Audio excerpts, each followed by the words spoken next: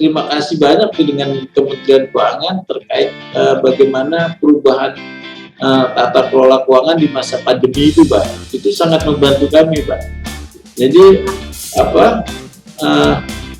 kebijakan-kebijakan ke Kementerian Keuangan di masa pandemi kemarin itu sangat membantu kami di rumah sakit.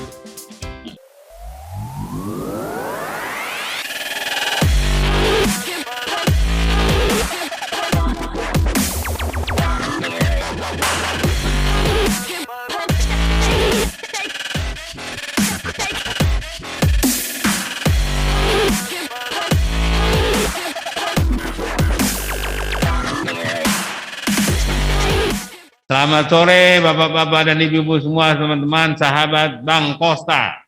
Membangun komunikasi seputar tata kelola keuangan negara. Pada sore hari ini kita Bank Kosta mendapat kehormatan, mendapat narasumber yang luar biasa, yaitu Pak Nugroho Tamtomo, NTT, bukan NTB, bukan yang lain-lain, jadi NTT. Beliau menjabat Direktur Keuangan dan BUMN pada Rumah Sakit Darmais. Nah, tema kita hari ini adalah eksistensi Rumah Sakit Darmais menangani kanker di tengah pandemi COVID-19. Nah, bagaimana kira-kira Rumah Sakit Darmais menangani kanker, menangani kanker, dan juga pada saat yang sama menangani COVID-19. Supaya lebih jelas lagi dan lebih detail kita ketahui tentang Rumah Sakit Darmais. Nah, ini dia tamu kita, tamu spesial kita hari ini, yaitu Bapak Nugroho Tamtomo. Selamat sore Pak Nugroho. Selamat sore Bapak, salam sehat. Salam sehat Pak. Nah, kira-kira Bapak ini kan saya lihat SE MKes, nah masuk ke rumah sakit gitu. Ini apa nggak salah nih, sarjana ekonomi masuk ke rumah sakit gitu? Mana ceritanya kok bisa begini, Pak? Bisa Bapak ceritakan sedikit tentang Bapak nih, gimana nih ceritanya? Ya, baik, terima kasih Bapak. Jadi sebenarnya saya ini memang sarjana ekonomi, Pak. Tapi kebetulan keluarga kami ini banyak juga orang kesehatan, Pak. Oh. Nah, jadi kami ini ada bersaudara yang menjadi tenaga kesehatan, Pak. Kebetulan memang biar gimana pun rumah sakit ini perlu pengolahan keuangan, Pak, dengan baik dan terstandar, Pak. Nah, jadi kalau perlu saya sampaikan, Pak, memang sebenarnya pengelolaan keuangan ini kan tidak hanya di organisasi yang kecil, bahkan organisasi yang besar seperti negara ini perlu pengelolaan keuangan yang baik dan standar. Apalagi ini terkait layanan kesehatan, Pak. Nah, ini yang perlu menjadi tantangan saya, bahwa di layanan kesehatan harus pengelolaan keuangan dengan baik dan standar, Pak. Nah, ini yang menjadi semangat saya sebagai seorang pengelola keuangan dalam rangka di layanan kesehatan ini. Kebetulan sebelum saya di Rumah Sakit Darmais, saya juga di Biro Keuangan Kementerian Kesehatan, mohon izin Bapak. Nah, itu pun kami di Biro Keuangan sering membuat telahan kepada Bu Menteri yang pada prinsipnya mengingatkan bahwa Menteri bukan hanya sebagai kepala lembaga atau kepala kementerian, tapi beliau juga mempunyai fungsi dan tanggung jawab sebagai pengguna anggaran, Bapak. Nah, ini yang perlu kita terus ingatkan, sosialisasikan kepada teman-teman kita, kepada pejabat-pejabat di lingkungan kesehatan, bahwa beliau-beliau juga mempunyai tanggung jawab secara keuangan negara. Nah, ini yang menjadi motivasi saya untuk bekerjalah di bidang layanan kesehatan ini. Tapi pernah nggak Pak, kalau rumah sakit bukan orang keuangan atau bukan sarjana ekonomi, tapi dokter, sarjana. Nah, kebetulan mohon izin Pak, kebetulan di kesehatan itu memang sudah diwajibkan bahwa pengelola direktur keuangan ini wajib sarjana ekonomi Pak. Oh. Ini juga mungkin teman-teman dari Kementerian Keuangan kita sangat butuh nih Pak. Kita sudah hampir 3 tahun ini menerima lulusan dari STAN Pak. Ini membantu kami Pak dalam pengelolaan keuangan, karena biar gimana pun juga Kementerian Kesehatan harus menyusun laporan keuangan yang terstandar seperti standar akuntansi pemerintah. Nah ini kita sangat dibutuhkan oleh orang keuangan. Mohon izin Pak. Ya. Baik, terima kasih Pak. Berarti memang udah ada pembagian tugas ya. Jadi memang berarti bukan salah masuk Pak Nugroho di sana, memang ada tempatnya gitu Pak Nugroho ya. Iya, Mbak izin Pak. Kan latar belakang keluarga juga ada gitu. Baik Pak. Nah sekarang kita ngobrol-ngobrol tentang rumah sakit Bapak nih, rumah sakit yang Bapak pimpin kan luar biasa nih. Bapak sampai masuk ke level direksi ini kan luar biasa itu Pak. Artinya tidak sembarangan orang masuk ke direksi, jajaran direksi, apalagi rumah sakit yang besar seperti Darmais gitu. Nah rumah sakit Darmais ini kan Pak, kalau kita ketahui kan, nah membawa nama Darmais. Nah, kalau kita lihat kan orang lihat Darmais itu, ini rumah sakit Darmais kan orang langsung ya apalagi zaman-zaman dulu orang-orang kolonial gitu kan langsung diingat teringat Yayasan Darmais. Nah, kira-kira ini rumah sakit pemerintah atau rumah sakit milik yayasan atau gimana sih status Bapak nih gitu? Kira-kira. Ya, izin saya menyampaikan dulu sedikit sejarah Darmais Bapak. Jadi Darmais ini sebenarnya berdirinya itu gagasan dari Pak Presiden kita Pak Harto. Waktu itu beliau menginginkan bahwa di Indonesia ini mempunyai rumah sakit kanker Darmais sekelas di rumah sakit di Asia Pak. Ini luar biasa sekali cita-cita beliau nih.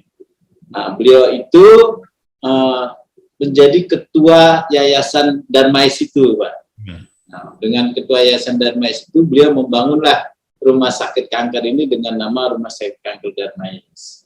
Nah ini dalam perjalanannya memang akhirnya Rumah Sakit Kanker Darmais ini diserahkan ke pemerintah, ke Kementerian Kesehatan Pak. Nah berdiri tahun 1993, setelah itu dikelola yayasan, 5 tahun kemudian diserahkan ke Kemenkes. Lalu terjadi perubahan ya, dari sisi pengelolaan waktu itu masih perjan Pak, perjan, lalu berubah lagi sekarang menjadi Badan Layanan Umum, yaitu Badan Layanan Umum Rumah Sakit Vertikal Kementerian Kesehatan Pak. Jadi seluruh pegawai di Rumah Sakit Darmais ini, baik direksi maupun pegawainya, itu sebagian besar PNS Pak, ASN Pak. Nah, jadi di bawah Kementerian Kesehatan. Oh, jadi memang awalnya memang dimiliki oleh Yayasan Darmais gitu Pak ya? Betul Pak.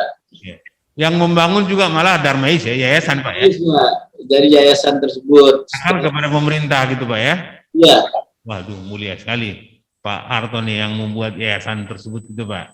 Sehingga kita bisa menikmati hasil karya beliau gini Pak. Nah, kira-kira Pan ini kan rumah sakit khusus berarti ini kan Pak ya? Bukan rumah sakit umum ya? Rumah sakit khusus Pak. Nah kira-kira kenapa Pak? Kenapa mengambil kekhususan di cancer gitu?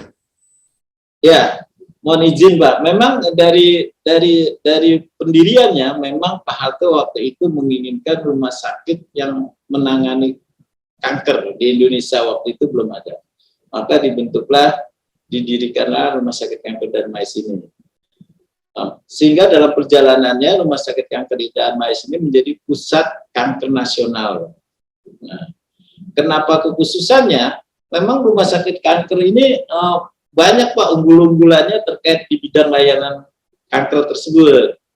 Nah ini perlu saya sampaikan juga ke Bapak nih. Kita punya yang namanya layanan deteksi dini Pak. Deteksi dini kanker. Nah, itu kalau perlu saya sampaikan seperti medical check up plus, Pak. Jadi kalau selama ini mungkin Bapak melaksanakan medical check up itu yang umum, maka di sini ada medical check up plus, Pak. Nah, itu medical check up yang ditambah dengan deteksi dini kanker. Ini penting, Pak, karena kanker itu semakin dini diketahui, semakin mudah diobati dan semakin cepat penyembuhannya. Nah, ini yang perlu kita galakkan, salah satu pelayanan unggulan lah di Rumah Sakit Kanker Darmais itu deteksi dini kankernya. Banyak lagi, Pak, unggulan-unggulan kita terkait kanker ini. Nah, itu mungkin teman-teman yang pengen melakukan deteksi dini kanker, silakan datang ke Darmais, Bapak. Nah, ini nggak usah takut, Pak, karena biar gimana pun semakin dini tadi yang saya sampaikan kita mengetahui gejala kanker, maka semakin mudah diobati dan semakin cepat sembuh. Mungkin itu, Pak. Memang kayaknya Pak, itu belum banyak yang tahu tuh Pak, ada general check up plus gitu. Nah, mungkin harus Bapak, apa namanya, kan belum banyak yang tahu nih, mungkin Bapak, informasinya belum mengalir nih kemana-mana. Jadi teman-teman, sahabat Bang Kosta nih bisa diumumkan nih ke teman-teman nih, bisa di-share informasi ini. Artinya ada general check up plus, yaitu deteksi dini tentang kanker gitu Pak ya, kanker gitu Pak ya. Nah, kira-kira biayanya besar nggak Pak? Oh enggak, Pak, nggak bisa. Ya, nanti kita nggak harus seluruh kanker ini kan terdiri dari beberapa organ, Pak. Bisa kita lihat misalnya untuk wanita, pemeriksaan USG atau mamografi untuk kanker payudara. Nah, itu bisa kita khususkan, atau juga bisa untuk yang kaum laki ini bisa untuk pemeriksaan kanker paru atau kanker di mulut, lidah. Nah, itu nggak bisa juga kita spesifikkan seperti itu. Itu nggak terlalu mahal, Pak. Kita bahkan di semenjak Agustus kemarin kita lagi promo nih, Pak. Sampai 50% kita promo dari tarif yang biasanya. Jadi nggak sampai 1 juta, Pak. Paling ya 500-an ribu, Pak. Ini udah dapat pemeriksaan deteksi kankernya, Pak. Kalau promo kan biasanya ibu-ibu suka nih Pak, suka promo kan, harga diskon. Baik Pak, kalau itu luar biasa nih. Nanti mungkin PR kita bersama nih Pak, sosialisasi tentang layanan Bapak nih, layanan unggulan gitu. Nah, kira-kira kan Bapak ini kan rumah sakit khusus. Nah, memang menurut Bapak ini atau menurut penelitian, memang penderita kanker di Indonesia itu sudah cukup banyak, sehingga perlu satu rumah sakit khusus, bahkan tingkat nasional gitu Pak. Ya, jadi memang begini, Pak.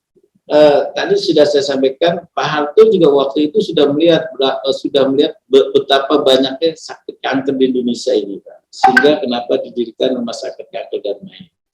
Nah, perlu saya sampaikan di sini bahwa pasien-pasien di rumah sakit kami itu, Pak, itu pasien-pasien dari daerah-daerah. Nah, dari daerah, Pak, karena kita rumah sakit rujukan nasional. Nah, itu sehari itu minimal 400 pasien, Pak, yang datang ke kita. Nah, 400 pasien, Pak. Nah, ini itu sebenarnya data itu kan data dari kita, belum ada lagi pasien-pasien yang mungkin di daerah atau di masyarakat yang berdaerahan, ini kan belum tercover juga, Pak. Nah, ini yang perlu, Pak. Terusnya dari pasien-pasien yang datang di Rumah Sakit Darmais ini, pasien-pasien yang sudah stadiumnya 3 dan 4, stadium yang sudah lanjut. Nah, ini yang tadi saya sampaikan, bahwa dari sisi pengobatan dan penyembuhannya ini menjadi sulit, Pak. Oke, karena telat, boleh dikatakan Pak ya, telat diketahui gitu Pak ya. Nah, itu tadi yang perlu saya sampaikan, kita punya deteksi dini kanker tadi, Pak. Oke. Jadi itu bahayanya ya, kalau udah stadium 3, 4 itu, nah sulit disembuhkan, kalaupun bisa sembuh, maka butuh waktu yang lebih panjang gitu Pak ya, lebih lama. Gitu. Ya. Nah, jadi alangkah baiknya kalau dari sejak awal diperiksa dengan baik, udah tahu, sehingga tindakan-tindakan yang diperlukan masih sederhana gitu Pak ya. Betul. Nah, kira-kira itu apa sih, mungkin tapi nggak apa-apa, ini curiosity aja Pak. Apa sih bedanya tumor dengan kanker gitu Pak? Ya, ini sebenarnya hampir sama lah, nggak terlalu jauh Pak. Tapi biasanya itu diawali dengan apa namanya, tumor ini yang bisa juga menjadi kanker Pak. Nah ini yang harus nanti tim medis yang lebih detailnya Pak. Tapi kedua hal ini menjadi yang berat lah. Itu faktor penyakit ini, faktor kematiannya cukup tinggi Pak. Apalagi yang tadi sudah saya sampaikan, udah datang ke rumah sakit udah stadium lanjut. Kira-kira apa bedanya rumah sakit Bapak dengan rumah sakit umum? Kan rumah sakit biasa juga kan ada penanganan kanker gitu Pak ya. Nah kira-kira apa bedanya gitu? Nah sebenarnya kita di Rumah Sakit Darmais ini punya program sekarang, tentunya ya Pak ya, kanker ini kan tidak bisa juga kanker di Indonesia ini tidak bisa juga diselesaikan sendiri oleh Rumah Sakit Kanker Darmais ini. Makanya kita sekarang ini sedang galak membuat program membangun jejaring, Pak. Jejaring dan standar pelayanan kanker di rumah sakit vertikal maupun rumah sakit rujukan. Nah, ini kita bekerja sama nanti dengan rumah sakit vertikal pusat, rumah sakit di provinsi maupun rumah sakit di daerah, Pak. Karena nanti ada pelayanan-pelayanan kanker yang harusnya bisa diselesaikan di tingkat rumah sakit kabupaten, rumah sakit provinsi maupun rumah sakit vertikal. Tentunya dengan ketersediaan SDM tenaga kesehatannya, ketersediaan alat kesehatannya. Nah, ini yang nanti kita bisa menentukan pelayanan-pelayanan kanker apa yang bisa dilakukan di rumah sakit kabupaten, rumah sakit provinsi maupun rumah sakit vertikal di nasional. Ini kita sudah coba mapping Pak dari sisi SDM maupun alat medis untuk rumah sakit vertikal Kemenkes yang sudah kita anggap bisa melayani penyakit kanker secara advance, yaitu rumah sakit Cipto, rumah sakit Karyadi. Nah, itu yang kita lakukan. Jadi memang kita khusus, tapi kita juga nggak bisa berbuat sendiri gitu loh Pak. Tentu perlu ada rumah sakit umum bisa melayani pengobatan kanker, tentunya dengan tingkat pelayanan yang rada berbeda gitu dengan rumah sakit khusus di Darmais ini. Berarti apalagi yang stadium-stadium awal gitu kali Pak ya? Betul Pak. Ya, artinya mungkin rumah sakit yang lain pun, Cipto, Karyadi, mungkin di Wahidin di Makassar gitu Pak ya? Betul. Mungkin ada Malik di Medan gitu. Iya, jadi perlu saya sampaikan, seperti promotif atau deteksi dini itu sebenarnya bisa dilakukan di rumah sakit daerah lah, di rumah sakit tingkat kabupaten. Nah, ketika itu ada pengobatan yang sifatnya dini, itu bisa di rumah sakit provinsi. Nah, itu ketika nanti ada pengobatan yang lebih tinggi lagi, mungkin itu di vertikal rumah sakit nasional. Nah, ini pembagian itu harus kita jalani supaya nanti tidak bertumpuk pasien kanker itu di tingkat nasional. Nah, ini yang perlu nanti kita adakan pelatihan, pendampingan tenaga kesehatan dari Darmais ke rumah sakit daerah, ke rumah sakit provinsi. Ini yang sekarang kita lakukan, gitu. Ya. Jadi intinya Bapak nggak bersaing dengan mereka gitu kan, malah saling kolaborasi gitu Pak ya? Betul Pak. Oke, jadi Bapak nggak keberatan kan, artinya kalau pasien yang datang ke Darmais nanti berkurang gitu ya? Nah, enggak Pak, sebenarnya kita malah mau melakukan pembagian tugas lah. Rumah sakit kabupaten itu pelayanan sampai sejauh mana, provinsi mana, di tingkat pusat seperti apa. Nah, ini karena tadi sudah sampaikan bahwa kanker di Indonesia ini tidak bisa diselesaikan oleh sendiri rumah sakit Darmais ini, Pak. Makanya saya hanya tertarik aja Pak, kira-kira memang kan katakanlah penduduk Indonesia sekarang kira-kira 270 juta gitu. Nah kira-kira berapa persen yang berpotensi atau yang sudah menderita kanker ini Pak? cukup tinggi, Pak. Ya sekitar 10% ada, Pak. 10% ada ya? Karena biar gimana pun ini kanker kan menyangkut pola hidup kita, Pak. Pola hidup, pola makan kita. Ya saya ambil contoh misalnya merokok, Pak. Mohon izin nih, Pak. Nah, merokok ini kan sangat berpotensi untuk penyakit paru, kanker saluran pernapasan, kanker di lidah. Nah, itu tentunya kita tahu lah bahwa masyarakat Indonesia juga masih menjadi perokok yang aktif. Menurut Pak, di lapangan atau dari teman-teman semua di Indonesia, kira-kira berapa persen, Pak? Atau apakah semua penderita kanker ini sudah mendapat pelayanan kesehatan yang memadai, yang cukup dari fasilitas kesehatan? Begini, Pak. Kalau data dari BPJS, tentunya itu terlayani, Pak. Tapi kan se-Indonesia belum tidak semuanya BPJS, Pak. Nah, ini yang harusnya tadi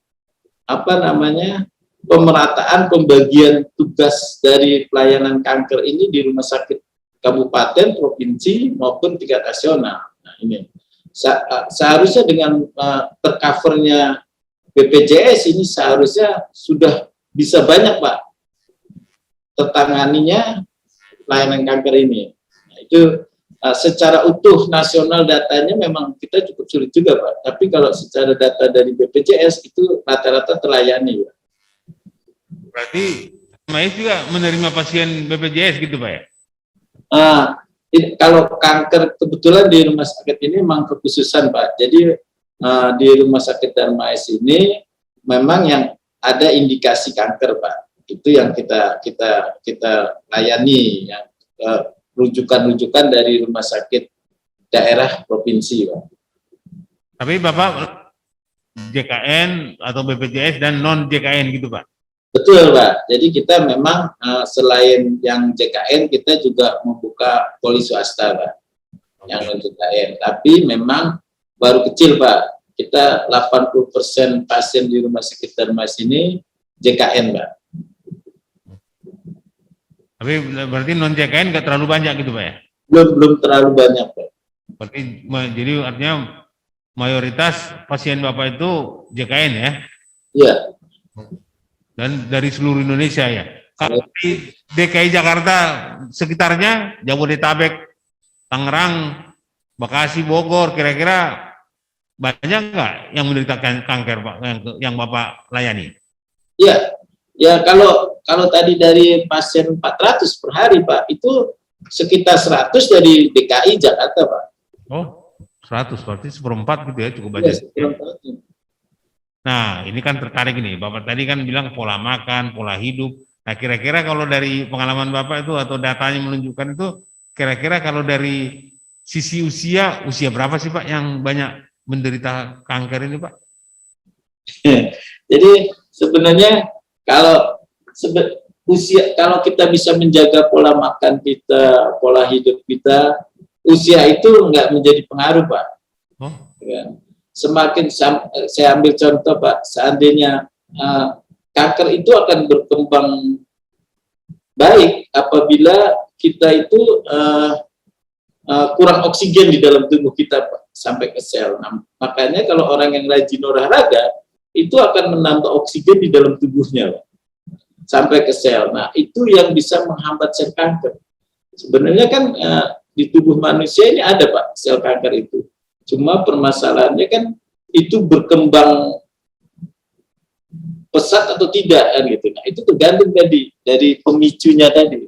Mungkin kita kurang olahraga, kurang makan buah-buahan yang tadi menghambat antioksidan itu. Nah, itu lalu pola hidup kita merokok, pengolahan stres yang berat, Pak. Kita nggak bisa mengolah stres, itu pemicu juga, Pak. Jadi seharusnya kita boleh stres lah, tapi kita harus kelola stres itu supaya tidak mempengaruhi dari pola hidup dan pola makan kita. Emang stres itu katanya indah, Pak, enak gitu kan. Kalau nggak stres, katanya kan kurang enak, nggak ada tantangan gitu, Pak. Baik, kalau dari sisi gender, pria wanita mana lebih banyak Pak? Pria atau wanita yang menderita kanker Pak? Nah ini kalau saya lihat dari ininya ya masih banyak wanita lah Pak dibanding pria. Tapi jangan beranggapan bahwa pria ini aman itu, enggak juga Pak. Oh, enggak juga. Iya, karena tadi perilaku kita merokok, kurang istirahat, ya kan itu. Nah itu terusnya makan yang berlebihan, jadi dari kanker di dalam perut kita ini. Nah itu sangat banyak dialami oleh kaum pria juga. Nah, jadi kalau kira-kira nih Pak, jadi tadi kan kita udah bicara cancer nih dan rumah sakit dan yang berkaitan nih. Nah, sekarang ini kan COVID ini, kan COVID-19, nah untung syukur gini, pada saat sekarang ini kan udah trennya udah menurun lah, kita udah agak tenang gitu Pak. Nah, semoga turun terus gitu dan akhirnya habis gitu kan, hilang COVID-nya. Kira-kira pandemi 19 ini berdampak nggak ke rumah sakit Bapak nih? Ya, pasti berdampak, pasti itu berdampak. Pertama mungkin dari sisi pembiayaan nih, kebetulan saya keuangan ya Pak. Jadi memang waktu awal pandemi itu luar biasa Pak, pembiayaan kita yang keluar yang di awal tidak kita rencanakan. Nah, saya ambil contoh misalnya kita harus membangun ruang isolasi tekanan negatif, kita harus melakukan screening, lalu kita harus biaya-biaya membeli APD, membeli ini, nah itu kan termasuk juga terkait tenaga kesehatan kita juga banyak yang tertular oleh COVID tadi. Nah, tapi memang saya melihat ada sisi baiknya juga Pak, ada sisi positifnya juga, yaitu di Rumah Sakit Darmais itu timbul pelayanan-pelayanan baru di dalam masa pandemi itu Pak. Saya ambil contoh misalnya pelayanan telemedicine Pak. Jadi kita ini sekarang kalau ada pasien mau berobat itu cukup dengan cara telemedicine secara virtual, tapi tetap kerahasiaan pasien kita jamin. Nah ini salah satu dampak positif juga ketika terjadi pandemi ini. Jadi nanti pasien bisa berkonsultasi dengan dokter secara telemedicine, lalu obatnya juga bisa kita antar ke rumah Pak. Nah ini saya pikir langkah bagus nih positifnya Pak. Nah, bahkan kita juga membangun drive-thru untuk pemeriksaan swab. Nah, itu kan kita sekarang lihat nih, sekarang apa-apa pada drive-thru nih Pak. Jadi jadi memang itu positifnya Pak, tapi memang dampak negatifnya juga kita mengalami penurunan juga dari sisi pendapatan, karena biar gimana pun pasien yang datang juga berkurang Pak, hampir sekitar 15% lah daripada biasanya. Oh, sampai 10%, 12% gitu, 15% Pak ya? Iya, sekitar itu Pak. Nah, ini kan tentunya mengurangi juga, termasuk juga tenaga kesehatan kita juga banyak yang terkena juga ini, jadi pelayanan juga ada berkurang. Nah ini yang tapi bersyukur juga kita di tahun ini udah turun nih Pak, jadi kita bisa memulai lagi, merencanakan lagi tentang kemajuan rumah sakit. Ini menarik ini Pak, jadi dari sisi memang PD pakai tes segala gitu Pak, tesnya. Nah, sedangkan dari sisi pemasukan pasiennya berkurang gitu. Nah, yang Bapak sampaikan tadi tuh, artinya layanan jarak jauh itu yang cancer Pak ya, yang cancer dan di seluruh Indonesia itu Pak. Iya, iya. Jadi pasien-pasien yang untuk berkonsultasi itu bisa melakukan telemedicine. Dan itu termasuk baru gitu Pak. Ya, termasuk baru bisa. Jadi hebat ya, artinya bisa cara baru ini Pak ya, artinya tidak harus datang ke RSKD gitu kan, ke Darmais. Betul Pak, betul. Dari daerah, apalagi pandemi kan Iya. susah naik kereta api gitu kan, dibatasi kan. Nah ini solusi juga itu gitu. Iya, PPKM ini selama PPKM kita melakukan itu, Pak. Jadi itu pakai video call itu, Pak? Video call, Pak, melalui Zoom ini, Pak. Jadi janjian dulu gitu? Ya, jadi ketika pasien mendaftar, lalu kita janjian kapan jadwal dokternya, lalu melalui video call itu selama 15 menit lah, Pak. Oh, berarti bayar dulu sebelum di Zoom apa diperiksa online gitu, Pak ya? Iya. Kan kalau nggak bayar kan bisa putus ininya habis kan? Tapi enggak lah, tetap harus ada ininya gitu. Baik, Pak. Nah, saya kira udah luar biasa Bapak nih, mau apa menangani dampaknya gitu.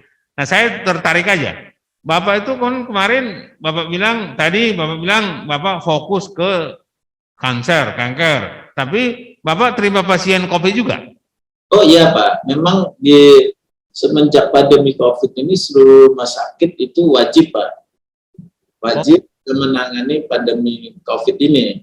Bahkan kami kemarin diminta juga sebagai pengampu ketika Pak Presiden membuka rumah sakit kanker di asrama haji, Bapak. Oke. Nah, itu kita tetap melayani, bahkan kita tadi ya saya sampaikan, kita membangun ruang isolasi tekanan negatif untuk pasien COVID ini. Nah, ini ya, pada saat pandemi kan luar biasa nih, Pak, pasien-pasien COVID ini di media sosial bahkan antri sampai di luar rumah sakit. Nah, ini jadi semua rumah sakit diwajibkan untuk melayani pasien COVID itu. Jadi Bapak buat apa namanya tempat khusus untuk COVID gitu, Pak ya? Tempat khusus, Pak. Bahkan lagi awal-awal kita sampai menyewa kontainer, Pak, untuk pasien COVID itu karena belum terbangunnya ruang isolasi itu. Pak, itu masih darurat lah istilahnya. Nah, jadi tadi kan Pak bilang mau apa namanya penderitanya cukup banyak. Nah, selama ini yang pasien COVID ini bukan COVID, Pak, yang cancer ini kebanyakan rawat jalan atau rawat inap itu, Pak? Ya, banyaknya sih masih rawat jalan, Pak, karena pengobatan kanker ini nggak sekali, Pak. Oh. Dia berulang. Bahkan ada istilah penyinarannya, sekali penyinaran, 2 kali penyinaran. Nah, ini terus. Nah, ini namanya banyak yang udah di ini ada rawat jalannya terus. Nah, biasanya emang pasien-pasien kita pasien-pasien yang sudah terjadwal, Pak. Nah, itu dilakukan pengobatan. Kira-kira bed yang ada di sana berapa ratus, Pak, atau berapa ribu? Yang itu 600, Bapak, sekurang lebih. Ya. Jadi kalau okupasi rate-nya itu kira-kira tiap hari rata-rata berapa itu, Pak? Tinggi kita, Pak, di atas 80. Sampai 80%, Pak? Sampai, Pak. Oh, masuk tinggi ya, berarti iya. lumayan banyak ya kalau gitu ya. Yang rawat walaupun Bapak bilang tadi lebih banyak rawat jalan, tapi rawat inap pun cukup banyak ya. Iya, itu karena kita tadi sebagai pusat rujukan dari daerah, Pak. Di daerah itu, Pak ya. Baik. Namanya kita harus mengembangkan jejaring tadi. Kita harus berkolaborasi dengan rumah sakit daerah supaya penanganan kanker ini nggak terfokus lari nanti ke pusat semua. Tentunya dengan standar pelayanan dan alat dan tenaga medis yang ada di sana. Kita sebagai pengampunya nanti tetap melakukan pembinaan, melakukan pelatihan dalam rangka pelayanan kanker, pengobatan kanker.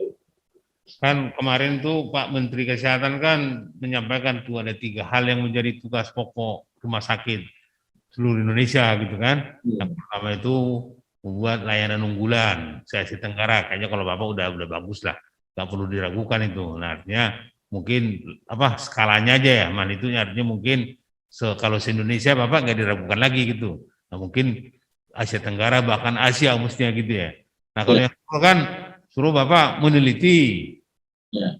Meneliti, yang ketiga kalau nggak salah kan menjadi pengampu. Kalau pengampu udah jelas tadi, udah rujukan Bapak. Nah, kira-kira penelitian ini Bapak laksanakan memang resourcesnya cukup gitu, artinya memang waktunya cukup, para ahlinya cukup, gitu. Gimana Pak kira-kira? Ya, kita terus melakukan penelitian, Mbak. Dari sumber daya tenaga kesehatan kita juga di Rumah Sakit Darmais ini cukup bagus lah Pak. Cukup bagus Pak ya. Bapak bekerjasama dengan pihak lain bersinergi? Ya, dengan universitas Pak tentunya, Universitas Indonesia, kita tetap berkolaborasi dengan universitas dalam hal penelitian ini. Bahkan juga kalau dari sisi pasiennya, kita kan mudah Pak, pasien sudah ada di rumah sakit nih, kalau dalam rangka penelitian tadi. Nah, ini terus dilakukan penelitian di Rumah Sakit Darmais, selain pengobatan juga penelitian. Nah, itu juga penelitian ini juga menjadi iki Pak, bagi tenaga kesehatan kita. Jadi berapa persen dokter-dokter yang tenaga kesehatan yang bekerja di rumah sakit itu harus melakukan penelitian Pak. Abang, dokter-dokter kita luar biasa Pak ya. Saya lihat kalau saya lihat daftar dokternya itu kan ahli, udah sub spesialis itu kan, berarti kan udah luar biasa itu gitu. Udah tinggal apa? Tinggal memaksimalkan aja kali gitu Pak ya. Mengatur bagaimana kira-kira supaya bapak-bapak dokter kita ini, ahli-ahli kita ini bisa maksimal gitu Pak ya. Nah, cuma itu harus diatur oleh ahli keuangan kayaknya Pak ya. Ya kita kan sebagai supporting nih Pak, ya kan? Biar gimana pun. Apa mengatur biaya itu Pak? Berapa biaya? Iya. Biaya ini besar Bapak alokasikan itu Pak? Oh iya Pak, iya benar Pak. Jadi memang apa namanya, kan biar gimana pun saingan kita ini saingan rumah sakit swasta Pak. Oke Pak. Nah itu tentunya pengelolaan keuangannya harus bisa bersaing seperti itulah gitu. Supaya tenaga medis kita ini tetap di Darmais kan. Ya gitu ya. Nah, mungkin kan itu yang kita dengarkan selama ini kan, artinya biasanya katanya dokter-dokter kita ini bagus-bagus. Nah, tapi kadang-kadang kurang fokus katanya, karena loyalitasnya banyak di rumah sakit kita, di rumah sakit swasta lagi, di rumah sakit sendiri, kadang-kadang kan, bahkan di klinik sendiri. Nah, kira-kira kalau di Darmais ada aturan nggak yang mengatur seperti itu, atau memang itu hal yang biasa gitu, gimana itu Pak? Iya, jadi kembali lagi Pak, tadi kebetulan kita kan rumah sakit PLU ini udah sistem remunerasi. Nah, remunerasi ini kita hitung berdasarkan kinerja tiap dokter Pak. Nah, ini menjadi satu daya tarik lah bagi tenaga kesehatan kita.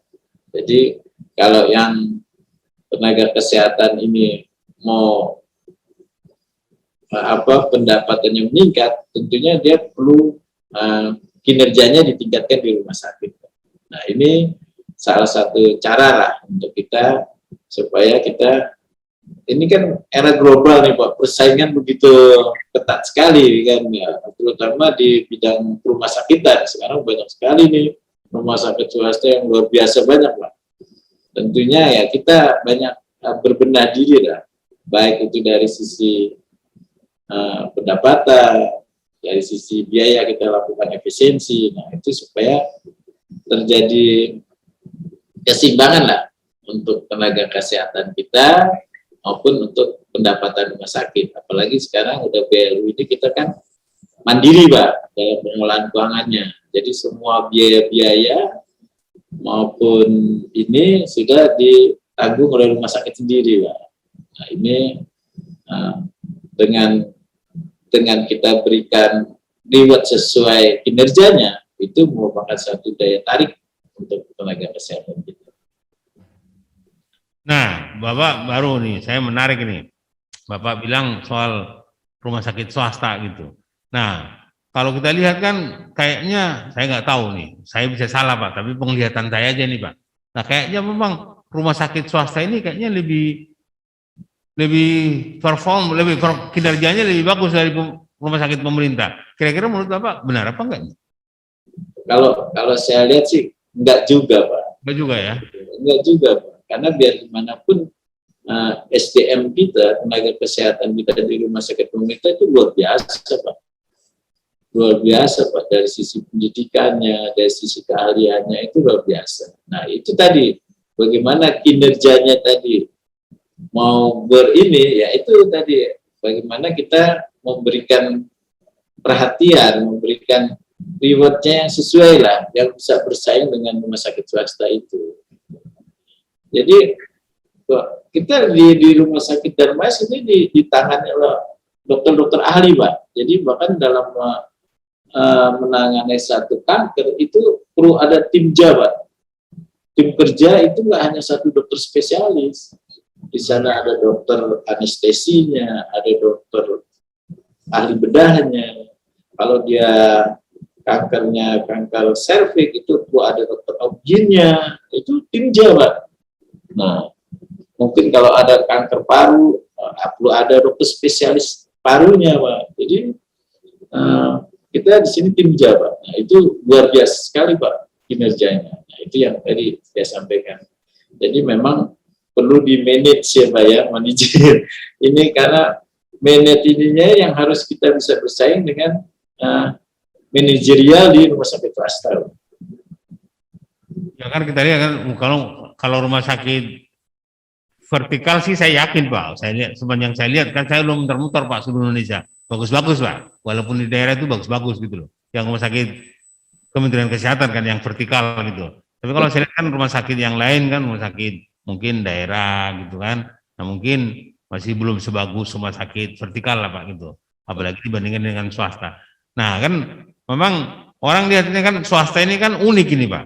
Swasta ini rata-rata kan tidak ada subsidi pemerintah, pelayanannya bagus, harganya kan kalau harga kita lihat kan agak sebenarnya lebih mahal kan daripada rumah sakit kita nih. Tapi kenapa dikejar orang kan? Karena dikejar orang kita lihat kan dia survive gitu Pak. Kalau nggak survive kan dia kan nggak mungkin bertahan hidup gitu kan. Nah berarti kan apa saya nggak tahu apakah ada subsidi dari ownernya gitu. Menurut Bapak gimana swasta ini?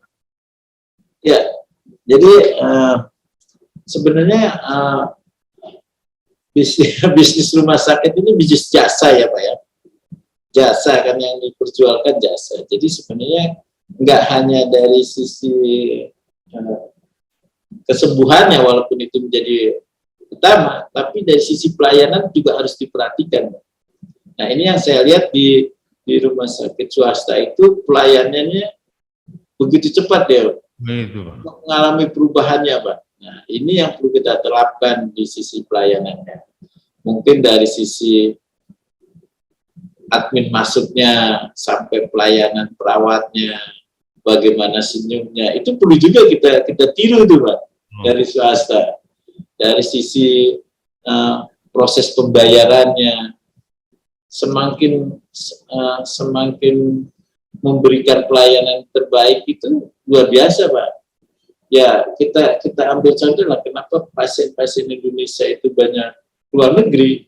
Itu bukan dari sisi tenaga medis ahli atau tidaknya Pak, tapi di sana secara manajerial pelayanan itu luar biasa Pak.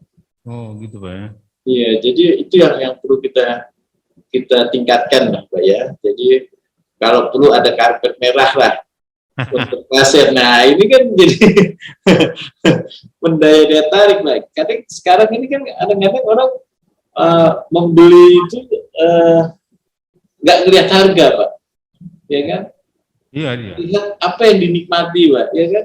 Ya kayak kita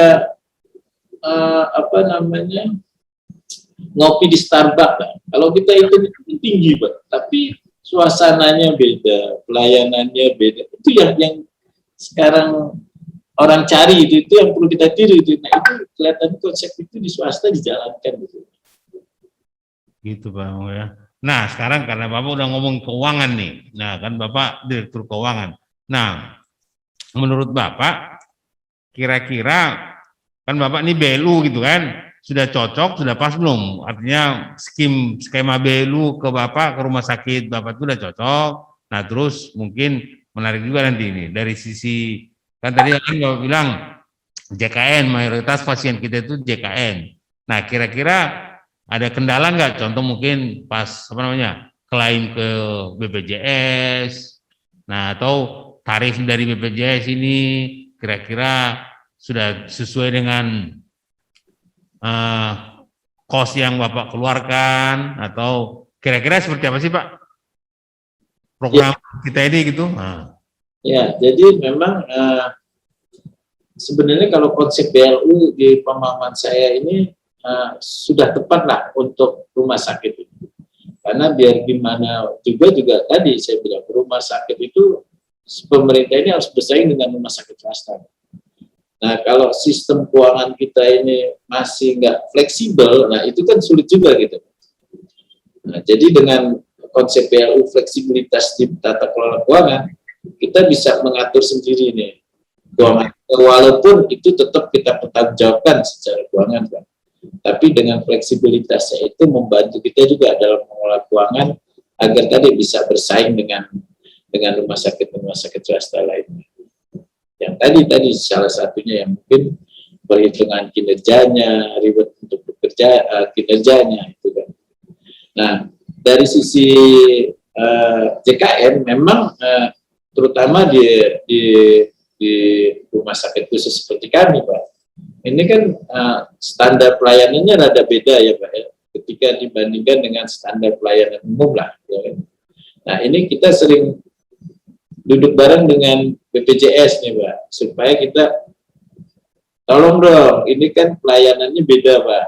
Nah, kita sama teman-teman BPJS tidak bisa kita tarifnya sebesar ini yang dibayarkan BPJS, karena memang dari sisi pelayanan maupun mutu pelayanan, Pak, itu harus kita lakukan. Jadi ada mutu medis yang tidak untuk kanker itu yang harus dilakukan. Nah, itu tidak bisa dong kita harus selalu istilahnya nomboi gitu loh, Pak. Nah, ini kita sampaikan ke BPJS tidak mau nanti merubah ininya supaya nanti pelayanan kanker ini bisa berjalan. Itu yang kita lakukan. Jadi memang kita berikan masukan ke BPJS bahwa inilah standar pelayanan kanker. Nah, itu melibatkan tenaga-tenaga medis yang profesional lah yang bisa menjelaskan. Itu kita lakukan. Gitu Pak. Jadi pertama tadi soal skema BLU udah cocok gitu Pak ya. Artinya kalau Bapak saya nggak bisa bayangin nih kalau begitu Bapak dapat uang dari bendahara penerimaan setor dulu ke kas negara, baru ambil lagi nanti dari DIPA gitu, kecuali DIPA-nya besar sekali gitu Pak ya. Nah jadi cocok Pak ya. Jadi artinya skema BLU itu dengan mekanisme yang sangat fleksibel, Bapak megang uangnya langsung digunakan. Gunakan juga nanti ke KPPN tinggal SPM pengesahan, tidak perlu seperti biasa ambil dulu uangnya UP baru pertanggungjawabkan atau baru pakai atau LS gitu kan repot sendiri Bapak ya. Kalau ini kan sangat membantu Pak ya. Ya mempercepat lah gitu. Nah kira-kira masih ada nggak yang Bapak rasakan kendala di sana dari sisi fleksibilitas yang kita berikan ke Bapak itu dalam pengelolaan keuangan? Kira-kira masih ada? Sebenarnya kalau boleh begini lagi gitu supaya lebih ini lagi kan tujuan kita supaya pelayanan meningkat nih, kira kita butuh di sektor keuangan nih ada nih yang perlu ini, mungkin Bapak kan Direktur Keuangan dan BUMN mungkin bisa juga dari sisi BUMN-nya gitu ya. Jadi sebenarnya izin Pak kalau boleh saya sampaikan, mungkin fleksibilitasnya diberikan dari sisi penganggarannya juga Pak. Oh, okay. Jadi memang kita ada kesulitan juga ketika penganggarannya itu harus apa masih seperti rupiah murni gitu loh Pak. Nah ini karena di rumah sakit itu perlu kecepatan, istilahnya kegawat daruраtannya banyak sekali nih Pak. Nah, tetap sih kita akuntabilitasnya tetap kita pertanggungjawabkan Pak. Seperti tadi fleksibilitas di pengelolaan keuangannya tadi. Nah ini kalau dimungkinkan dari sisi penganggaran kita diberikan fleksibilitas, tentunya dengan batas-batas tertentu ya Pak ya. Jadi itu sangat membantu kami Pak. Kira-kira di mana? Kan penganggaran kan apalagi kalau Bapak rupiah murni Bapak masih banyak? Enggak Pak, cuma gaji aja Pak. Nah artinya fleksibilitas seperti apa lagi yang Bapak butuhkan itu di bidang penganggaran ini contohnya kan kalau yang dari penggunaan saldo awal bebas Bapak kan tinggal dengan Dewas. Tapi kalau yang penerimaan PNBP yang tahunan itu gitu Pak ya, masih terlalu panjang Bapak rasa atau gimana? Iya Pak, jadi memang ya kita kan dalam rangka misalnya kebutuhan yang mendesak, kita perlu merevisi anggaran, prosedurnya. Kemarin saya ambil contoh seperti COVID, Pak. Nah, itu COVID luar biasa sekali, itu membantu sekali regulasi dari Kementerian Keuangan, Pak. Itu membantu kami di dalam menangani pandemi COVID itu, Pak. Nah, bisa nggak manajemen keuangan pada masa COVID ini bisa kita lakukan di tahap-tahap berikutnya nih, Pak, mohon izin. Nah, ini sangat membantu kita, Pak, karena biar gimana pun rumah sakit ini dalam menangani pandemi itu tadi, ya kan biar gimana pun juga kami diperiksa, Pak, akuntabilitas kami juga dipertanyakan gitu. Nah, ini mudah-mudahan kalau itu bisa diberikan fleksibilitas seperti itu untuk selanjutnya, kami sangat bersyukur nih, Pak, berharap. Baik, berarti sangat fleksibel yang sangat luas gitu, Pak ya? Iya. Luas di extend, oke. Nanti kita bisa didiskusikan, ini menarik ini, Pak. Nanti kita bisa kita usulkan untuk berdiskusi dengan teman-teman dari anggaran DJA gitu kan. Artinya kalau memang kebutuhan bapak-bapak di Belu masih ada yang dirasa masih sangat membatasi atau kurang fleksibel, nah mungkin ya kita bisa bicarakan dulu, Pak. Kan dimulainya kan dibicarakan dulu, Pak. Nanti kira-kira betul, Pak. Iya, dari sisi BNN juga kita sama, Pak, dipertanggungjawabkannya, ya kan? Kita juga membuat laporan SIMAK BNN, membuat juga laporan keuangan tadi. Bahkan sekarang ini kita kan diminta juga laporan keuangan ini terkait persediaan yang FIFO, Pak. Nah, ini pun kita lagi bahas di internal kita, Pak. Ternyata memang persediaan kita secara fisik barang, Pak, itu udah FIFO, Pak. Jadi kalau untuk obat-obat itu kalau tidak dilakukan FIFO, maka kadaluarsanya menjadi kelewat tuh, Pak, dari sisi barang, Pak. Tapi dari sisi pelaporannya kemarin kan belum FIFO nih, Pak, izin. Nah, itu yang akhirnya kita sinkronkan, Pak. Sekarang jadi nggak cuma sisi barangnya, misalnya obatnya, tapi sisi harganya, sisi ininya kita masukkan, Pak, supaya nanti laporan keuangan persediaan ini FIFO juga, Pak. Nah, ini menarik, Pak. Memang kelihatannya Kementerian Keuangan ini udah luar biasa, Pak. Menuntut kita sesuai standar akuntansi, Pak. Saya setuju. Tapi memang perlu, kami sering berkoordinasi lah dengan Kementerian Keuangan untuk melihat bagaimana pengelolaan keuangan di Kementerian Keuangan. Nah, ini saya ambil contoh yang di Kementerian untuk Rupiah Murni ada kartu kredit pemerintah. Nah, itu juga kita terapkan, Pak, di dana-dana yang pendapatan dari BLU, Pak. Supaya pengelolaan keuangannya menjadi baik dan digital, Pak. Nah, ini yang kami terus belajar dengan Kementerian Keuangan, Pak, terutama Kanwil nih, Pak. Saya ingat banget kemarin waktu pandemi ini Pak Kanwil udah banyak membantu nih di dalam penganggaran, di dalam ini, Pak. Jadi memang nah ini saya senang sekali nih, Pak, kolaborasi ini menjadi kebutuhan kami nih, Pak, kesulitan kami menjadi bisa saya sampaikan. Ya, Pak. Nah, tadi bagus juga berarti kan kalau soal dari mekanisme skema BLU tadi udah pas itu. Cuma memang benar itu. Kita juga kan dari Kementerian Keuangan, Pak, kan inginnya Bapak-bapak BLU khususnya rumah sakit ini kan karena melayani langsung masyarakat gitu kan. Nah, itu sangat penting buat kita agar bapak-bapak di rumah sakit itu bisa melayani dengan baik, peningkatan kualitas layanan. Nah, itu terus meningkat tiap tahun dari hari ke hari gitu kan.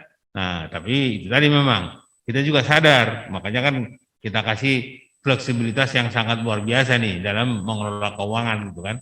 Nah, memang kita juga sadar ini karena perubahan-perubahan zaman, perubahan-perubahan keadaan, perubahan teknologi, apalagi ada COVID nih, kita juga sadar Pak, apa yang kita berikan, nah pasti ada kurang-kurangnya gitu kan, pasti ada kurang-kurangnya gitu. Nah mungkin di situ sinergi kita penting Pak, artinya bagaimana kita menutup kekurangan ini sepanjang kekurangan tersebut belum kita ubah kebijakan. Nah itu juga kan menarik itu Pak, kalau ada kebijakan-kebijakan yang diperlukan, nah dan harapan kita tentu akselerasi ataupun pertumbuhan atau peningkatan pelayanan yang diakibatkan oleh fleksibilitas dalam pengelolaan keuangan ini meningkat secara signifikan, kalau boleh melebihi daripada fleksibilitas dari keuangan gitu kan Pak.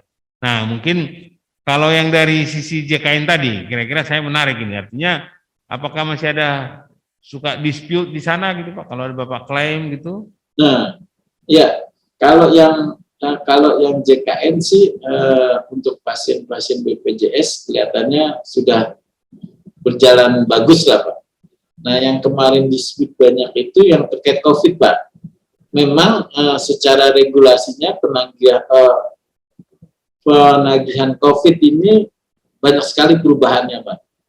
Ya mungkin karena pandemi Pak, jadi mungkin masih mencari bentuk lah, ada persyaratan-persyaratan yang harus dilakukan, terus ya berapa bulan kemudian terjadi perubahan regulasi juga, persyaratannya harus dirubah. Nah itu yang kemarin yang banyak diskusi itu yaitu untuk penagihan-penagihan yang COVID tadi Pak.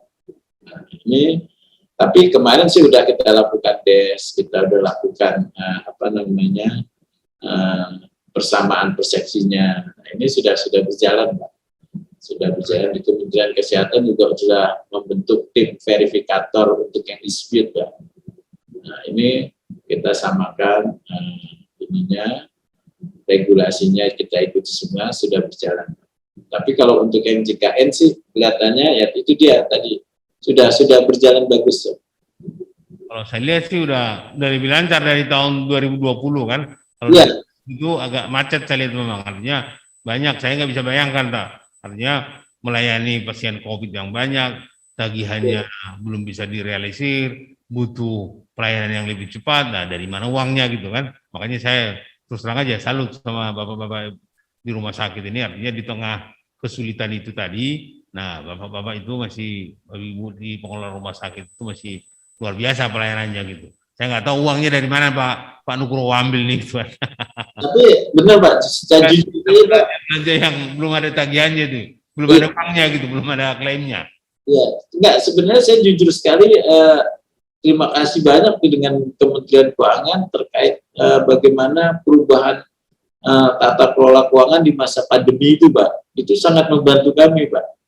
Jadi kebijakan-kebijakan ke Kementerian Keuangan di masa pandemi kemarin itu sangat membantu kami di rumah sakit. Nah, itu karena kecepatan dalam kita melakukan pengelolaan keuangan ini sangat membantu kecepatan di dalam menangani pandemi ini, Pak. Kira-kira kebijakan apa nih yang Bapak rasakan membantu Bapak dalam kecepatan? Nah, itu kemarin seperti dalam ada kebijakan penggunaan uang persediaan yang cukup besar, Pak. Ya.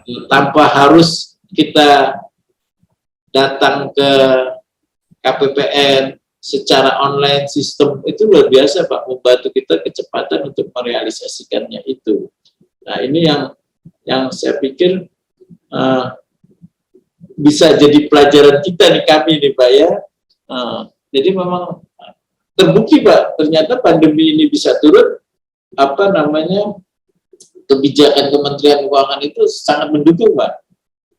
Sehingga pelayanan ini yang tadi Bapak sampaikan, akselerasi pelayanannya bisa cepat karena didukung oleh regulasi keuangan tadi Pak.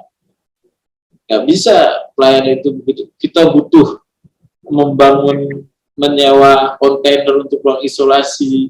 Kalau kita harus merevisi anggaran seperti biasanya gitu Pak, pasien sudah datang. Nah ini saya sekali lagi terima kasih Pak Kanwil yang membantu saya dalam merevisi COVID itu Pak. Nah, wah, itu kalau bisa terjadi untuk langkah-langkah selanjutnya Pak, ya tentunya dengan pembicaraan lagi Pak. Nah itu luar biasa Pak. Kami merasakan sekali itu kebijakan dari Kementerian Keuangan yang sangat membantu dalam percepatan pandemi COVID ini. Ternyata terbukti sekarang juga sudah menurun. Baik Pak, terima kasih Pak. Memang kita ini kan UP kan sekarang Bang TUP kalau untuk kesehatan dan PEN Pak itu unlimited Pak, mau berapapun kita kasih UP-nya gitu.